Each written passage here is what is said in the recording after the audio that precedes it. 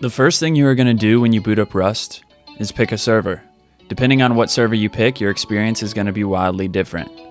When you click the play button on the left, you will see a new menu appear to the right with 6 tabs named Official, Community, Modded, Friends, Favorited, and History.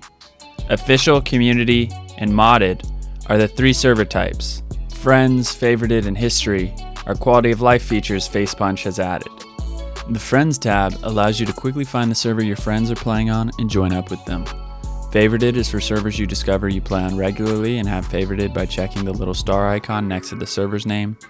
And History are servers you have joined recently, just in case you joined a random server one day, got a base down, and now cannot remember the wild-ass name the server was called. Now for the server types and which one you should begin your Rust life on. I have also linked a Reddit thread below if you would like to do more reading for yourself.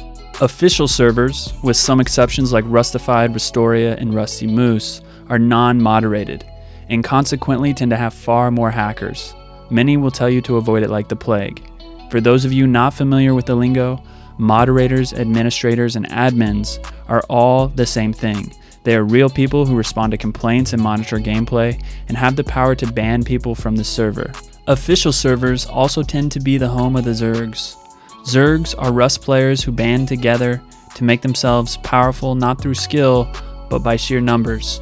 Because Rust is such a difficult game and it only takes a few bullets to kill someone, this strategy can be quite effective and extremely frustrating for even the most experienced Rust players to play against. If you are new to Rust and not extremely skilled at PvP, you simply stand no chance against the 𝗬𝗏𝗏s. You will be completely dominated and it will most likely ruin your Rust experience. Despite the many reasons to stay away from official servers, they do tend to have and retain the highest population levels throughout the duration of a wipe. When a server wipes is another important thing you'll want to know when looking for a server. In Rust, there are actually 2 types of wipes, a map wipe and a blueprint wipe. The more common of the 2 types of wipes is a map wipe. This is the term used when a server resets and loads a completely new map, erasing anything and everything built, crafted, or created the previous wipe. Now, a blueprint wipe is a map wipe with one important addition. As the name would suggest, everyone's learned blueprints also get erased. Blueprints, of course, are what allow you to craft items in the game of Rust, and you start off with a very limited amount of default blueprints. A blueprint wipe is big because blueprints take much longer to acquire than building a base or crafting items with found components. Consequently, a blueprint wipe is much more impactful than a map wipe. It also is the great equalizer because everyone is truly beginning the game from the same starting point, absolute zero, or in Rust terms, with a rock and a dream. One way to think about Rust is a race. Because Rust is a progression-based game, there really is no goal, other than to improve all the items you use in the game so that you become more powerful than all your adversaries. Your items progress from primitive weapons and tools like rocks and bows to sophisticated machinery like guns and jackhammers. Similarly, your base progresses from a wooden shack to a stone or even metal fortress. The race begins when the server wipes, and the race ends when the server resets or wipes again. Different servers have different wipe durations. Some last a week, others 2 weeks, and some even a month. However, no server's wipe will last more than a month, and that is because on the first Thursday of every month, there is a forced wipe. On a forced wipe, every single server blueprint wipes. The reason behind the forced wipe is because 𝗱𝗶𝗆𝗆𝗆, the development team for Rust, releases new content, bug fixes, and optimizations every single month. 𝗱𝗶𝗆𝗆𝗆 does a phenomenal job, and it is why I continue to believe that Rust will not only outlast many other games, but will grow to become one of the biggest. If you do not know how long a server will last before it wipes, it may tell you in the server description. To access the server's description, simply click on the server and a box will pop up. The text inside the box is the server description. You can also see the population or pop of the server by looking at the players column on the right side of this menu. The left number shows you how many active players are playing on the server at that moment in time, and the right number shows you the population limit, or max number of players that could be playing on the server at any one time. To the right of the players column, you will see ping. This shows your ping as it relates to the respective server. Ping indicates how much latency or lag you will experience when playing on that server. You want to keep this ping number under 100, ideally below 50. Anything over 100 and you are going to notice lag, which may affect your gameplay.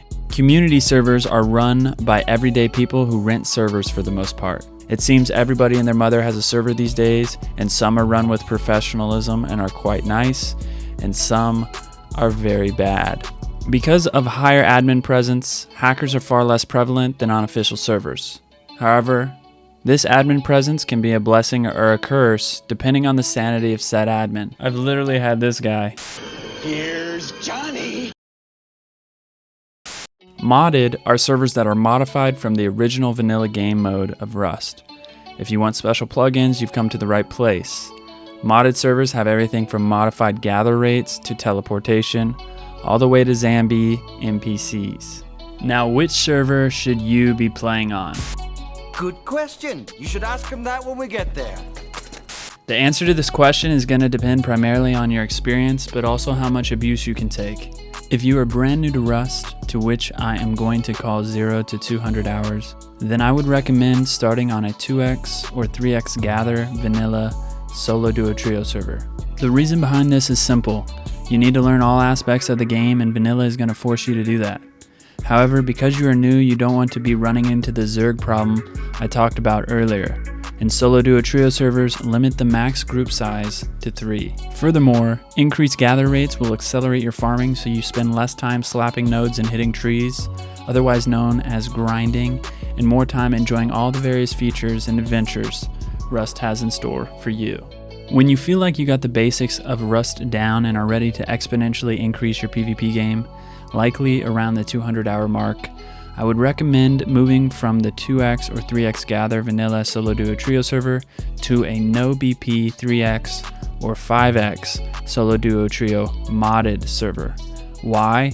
Because this type of modded server is going to allow you to be using guns all the time, and typically high tier in-game weapons that you rarely are getting in vanilla.